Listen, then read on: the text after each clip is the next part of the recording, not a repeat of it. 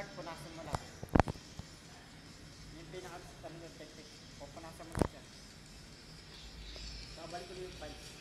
Time recorded December 21, 2014. Eto, dinner time namin ni Kuya. Dinner na po namin ni Kuya. Ulam po namin ay tuna corn San Marino. Yan po. May gatas po kami ngayon ni Kuya. Yan na po si Kuya.